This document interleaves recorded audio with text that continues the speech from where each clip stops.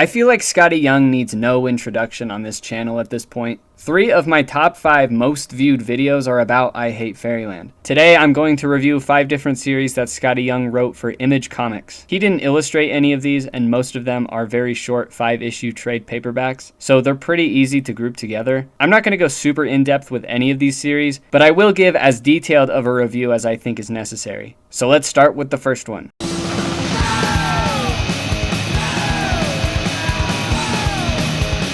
Bully Wars is a 5-issue miniseries written by Skottie Young and illustrated by Aaron Conley that ran from 2018 to early 2019. Before I say anything about this series, I need to explain to you how much I love Aaron Conley. His art is undeniably fantastic. It's so expressive and detailed. He really threads the needle of being just detailed enough to be visually engaging, yet simple enough to fit with the cartoonish tone. Aaron really knows how to push proportions to a comedic degree. Every character, even the background characters, are so memorable and distinct, and the environments are always full of life and character too. I love how disgusting the school is. Aaron is really good at making something gross look funny and charming. I instantly fell in love with Aaron's art, not from this series, but from Skottie Young's run of Rocket and Groot. Skottie wrote several one-off stories for Marvel before this in around 2015. These stories varied pretty wildly in tone, but my favorite one was easily the one with Aaron illustrating. That issue was so good that they directly lifted a character that was introduced in that Rocket Raccoon story into Bully Wars. How are they even allowed to do this? Isn't Coach Hurt technically a Marvel character? This character has a non-zero chance of appearing in Avengers Doomsday, yet is a very integral part of this story. I can't believe the first Marvel character to appear in an Image comic is Coach Hurt of all people. Fuck off my screen, you ugly ass little rat ass bitch! Unless you count Spider-Man and Dr. Octopus and Invincible. Anyway, Bully Wars is about a group of freshmen entering high school and competing in a thing called the Bully Wars. Our main group of friends are Spencer and the twins Edith and Ernie. These 3 were bullied relentlessly by another kid named Rufus Roughhouse. Rufus comes to the first day of high school thinking he'll be able to coast by and bully all the nerds like he normally does, but quickly learns that there are bigger fish in the pond. Hawk and his entourage, Troy and Pug, bully Rufus as hard as Rufus bullies Spencer. They learn about how the victor of the Bully Wars gets the honor of reigning supreme as biggest bully in the school. Spencer devises a plan to put aside their lifelong rivalry and help Rufus get an invitation to the Bully Wars and ultimately win the coveted title of King of the School in exchange for a guarantee that Spencer and his friends won't be the target of anyone's torment. By the end, Spencer and Rufus learn that they aren't so different and become friends even after all is said and done. I think this book is a lot of fun. I honestly believe Skottie Young is in his element with these kinds of stories. It's a very simple but well-executed narrative that's not taking itself too seriously, but still manages to have a compelling arc for our main characters and a good amount of setup and payoff. There are traces of Skottie Young's writing style that kind of bug me here. Jokes are sometimes stretched to the point of distraction, and please leave visual gags out of the script. Visual gags are always funnier if they go unmentioned. But it's honestly not a big deal. Our characters have a lot of personality and charm. They play off each other very well. Hawk works great as an antagonist, being pretty much the same character as Rufus, leading to Rufus realizing just how unpleasant bullies really are. And then there's Coach Hurt. I already mentioned how much I love the Rocket and Groot story with Aaron Conley, and Coach Hurt is a main reason for that. He's so over the top, and I'm really glad Skottie brought this character back. If there's one thing Skottie Young is good at, it's drawing comic book covers. But if there's a second thing Skottie Young is good at, it's writing characters that are just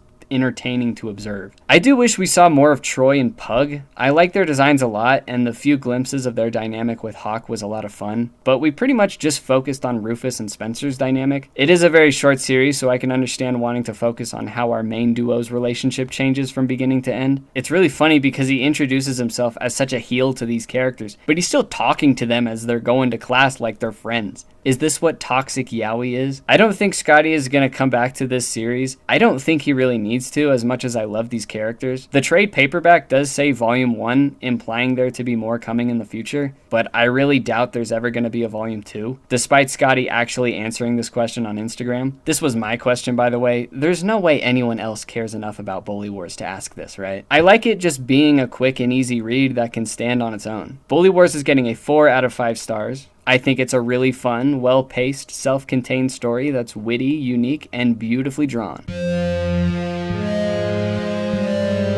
On to the next one.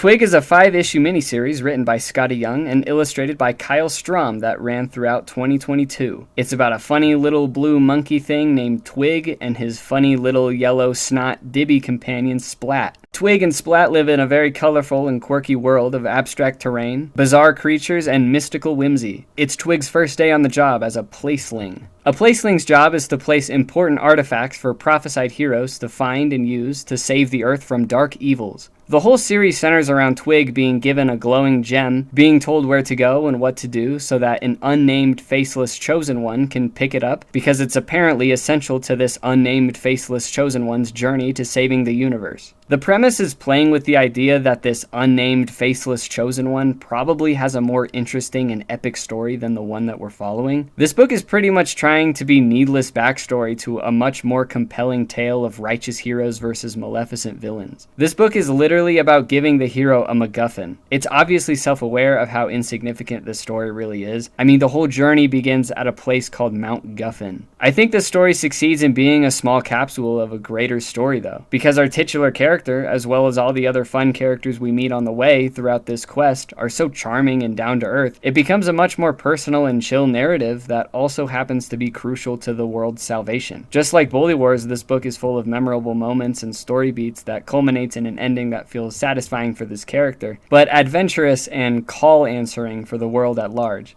Speaking of the world at large, this world feels very large and really cool. Kyle Strom absolutely kills with these backgrounds. All the environments are so weird and whimsical and diverse. There's so many gorgeous locations that it's kind of hard for any singular one to stick out in my mind. The story heavily involves traveling and journeying, so these backgrounds are actually a pretty important part of this book working as well as it does. There is a lot of DNA from I Hate Fairyland in that sense. But as cool as the backgrounds are, I can't help but feel like it's indulging a bit too much on them. At times, it feels like these traveling montages aren't super necessary. Instead of several really cool environments that each get one panel, how about we spend more time in a single actually important environment so we can get a deeper connection to this place? Besides that, there's charm bursting at the seams because of these settings. Another aspect of Twig's world that adds to the charm of this book is all the odd terms the characters use. Time is apparently measured in talks. Pizza is apparently called an Izippa flat, so pretty much just the UK. We call these things chips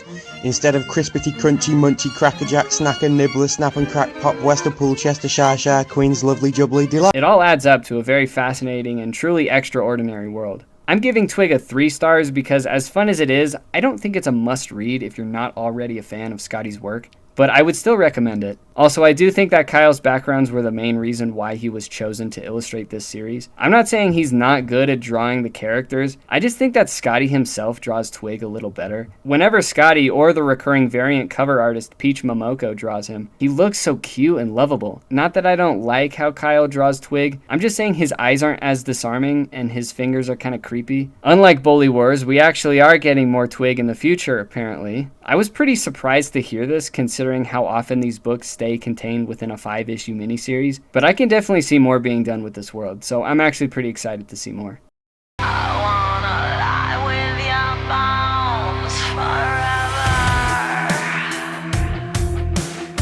The Me You Love in the Dark is a 5-issue miniseries written by Skottie Young and illustrated by Jorge Corona that ran throughout 2021. Actually, all the series we're going to look at today going forward will be illustrated by Jorge Corona. If I could recommend just a single series out of these 5, it would be this one. The Me You Love in the Dark is the most un-Skottie Young-like series I've ever read from him. This book is unlike anything he's ever written because this book is pretty much a romantic horror story. Romance and horror are two things Skottie seldom includes in his writing, so it was a pretty respectably bold move to do a series like this. Skottie mostly works within the bounds of action and comedy, but there really isn't any of that here. It's about a woman named Ro Meadows, a prestigious painter who got away from New York to the small town of Otsego, Minnesota, in search of new inspiration for an art exhibit. But the house she rents to find this creative drive is supposedly haunted. After weeks of struggling to find the inspiration she came for, she eventually discovers that there really is a mysterious yet friendly presence in this creepy house. Ro is obviously terrified of an incomprehensible supernatural entity stalking her while she works, but her fear is quickly replaced by acceptance of this intriguing, gentlemanly company. They grow attached to each other and form a sort of romantic relationship together. They eventually grow attached to an unhealthy degree, and this book's conflict involves the ghost becoming overly clingy and controlling of Ro. Like I said, this is one of Skottie's most unique stories. Besides the obligatory pop culture references, which is kind of inevitable in his writing, Me, Beetlejuice. this doesn't even seem like he wrote it, which is a good thing. I think it's really cool that Skottie felt confident enough to go for a concept that's abnormal for him. And I'm especially happy that it turned out so well. I think it was a very unique and gripping story that may have taken a little bit for the conflict to arise, but ultimately keeps the intrigue up by such a chilling premise. I also don't think the resolution felt super satisfying. It was pretty open-ended, which I guess is fine, but I didn't feel like there was a clear arc that Ro went through, but maybe I'm just the big dumb guy. Alright, let's talk about Jorge Corona. I think if Skottie Young illustrated Bully Wars or Twig, it would have turned out great, but Skottie's art style really wouldn't have fit this more dark and dramatic story. Jorge's art, on the other hand, was perfect for this. Everything is so moody and dark. There's often a very limited amount of space in the panel that's actually lit up. Darkness often surrounds the frame, which not only adds to the atmosphere and tone, but also communicates Ro's eventual sense of confinement, being completely caged in by this dark presence. Jorge uses shape so masterfully too. Everything is so geometric yet organic. The way he draws the more abstract and intangible things like fire and the ghost himself also looks so cool. Like I could just eat it.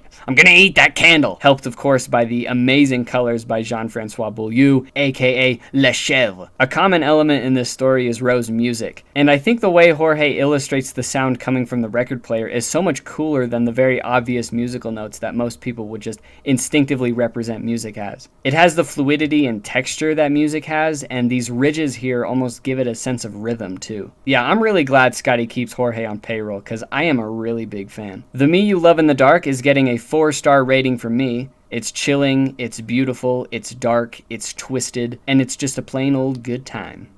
I will survive, I will endure. When the going's rough, you can't be sure. I'll tough it out, I won't cave in. Ain't No Grave is a 5-issue miniseries written by Skottie Young and illustrated by Jorge Corona that ran throughout 2024. Everything I can tell you about Ain't No Grave can be summed up by this video. Alright, Slackers. Since last week off, what do you got for me this week? How about you watch your mouth, city slicker? Damn, Atlas, that was rude as hell. It's just because of this Ain't No Grave. I mean, it's a good book. Let me tell you about it. It's about this woman who catches a disease and is terminally ill. Now, she goes on a whole journey just so she could stay with her husband and kid and goes to kill the devil himself. That's crazy, partner. Let's go with that one. Well, what about mine? What about it, City Slicker? You got it! Well, I can probably tell you more, but it wouldn't be as funny. Ain't No Grave, like that kid said, is about a woman named Ryder who, after retiring from her life of being an infamous outlaw, settles down with her husband and daughter. But shortly after her life seems all well and good, she's diagnosed with a fatal disease. The physician said she has at most a year before she's gone forever. But Ryder, not willing to accept her own mortality and spend the small amount of time she has with her family, goes on a quest of vengeance throughout a fantastical world of ghouls and monsters to kill Death himself. This is probably Skottie's darkest story he's ever written, even compared to the Me You Love in the Dark. It gets pretty grim at points, especially the ending, but I think that makes it stand out even more, much like the Me You Love in the Dark. The journey that Ryder goes on is filled with so many interesting locations and characters. Because it's so short, we don't get to spend a lot of time in any particular place, but all the places we do get to see are always bursting with life and personality. Issue 4 is pretty interesting because it has virtually no dialogue, not something that I would expect from Skottie Young, so again,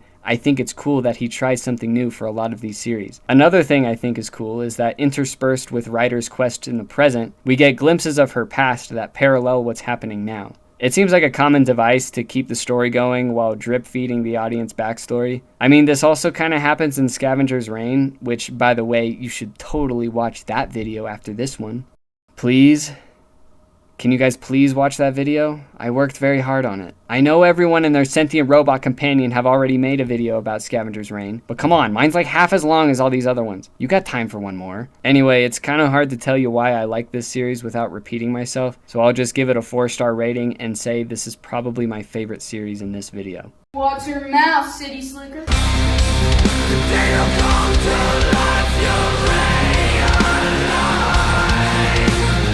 The last series we're going to take a look at is Middlewest. Middlewest is an 18-issue series written by Skottie Young and illustrated by Jorge Corona that ran from 2019 to 2020. I don't know if 18 issues counts as a miniseries or not. I think Middlewest is substantial enough to be considered a full series, so that's what I'm going to call it. Middlewest is hard to compare to the other series I've talked about since it's more than 3 times the length of all the other ones. It's about a boy named Abel and his talking fox friend whose name is, Fox.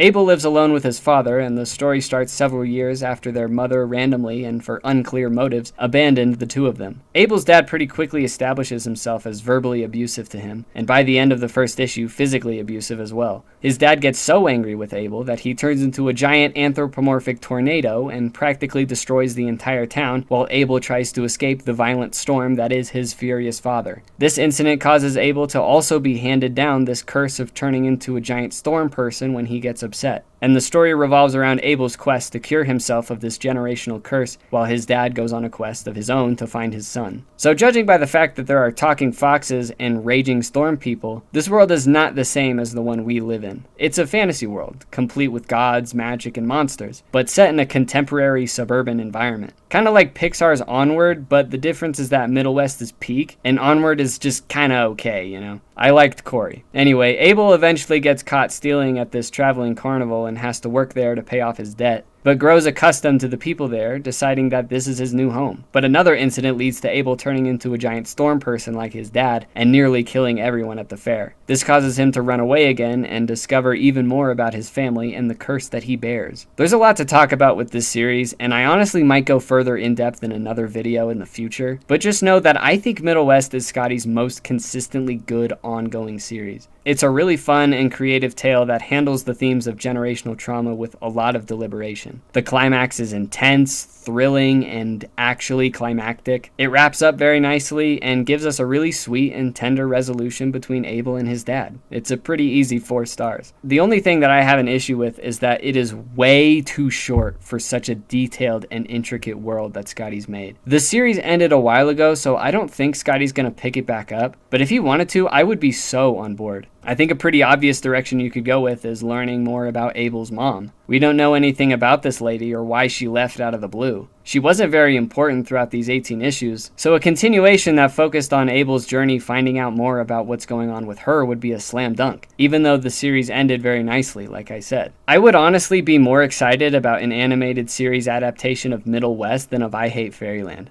Unless, of course, I would be one of the writers for it. Come on, Skottie, you know you want to. I've got so many good ideas.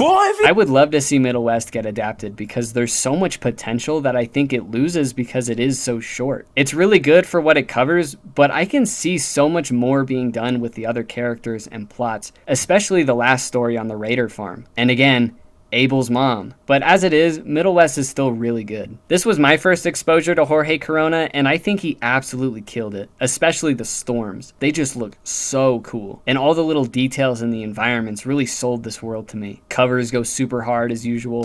Good job, Jorge. You get the Biggie Bobo seal of approval. Alright, there you have it, folks. 5 Skottie Young series reviewed. And these series put together really show the diversity in Skottie's writing style. I mean, all of these series are pretty much completely different genres, so Skottie's work has always been really impressive to me. I thought of putting Strange Academy in this video too. Even though it's a Marvel series, it still feels right at home with everything else he's written. But Strange Academy is even longer than Middlewest, and I think I'd rather give that series its own video too. I hope this video convinces you just how disappointing I Hate Fairyland really turned out. I didn't want to mention that, but I really can't help but feel a noticeable drop in quality comparing Skottie's more tonally serious writing with that of I Hate Fairyland. I have been enjoying the new issues, so you can all sleep easy. You're welcome for that. But things like Ain't No Grave and Middlewest have such solid writing beginning to end, so I still don't know why he doesn't seem to put the same amount of care into Fairyland as his other books. If you've only read I Hate Fairyland, then I would highly recommend all of the series I've talked about today. You're gonna very quickly see just how much of a fluke Volume 6 really was. Yeah, I mean, it got to a place because my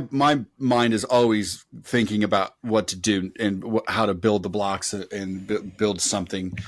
Basically, I've said this before, but like my main goal is. Yeah, I wanna walk around city, I'll give me a blade.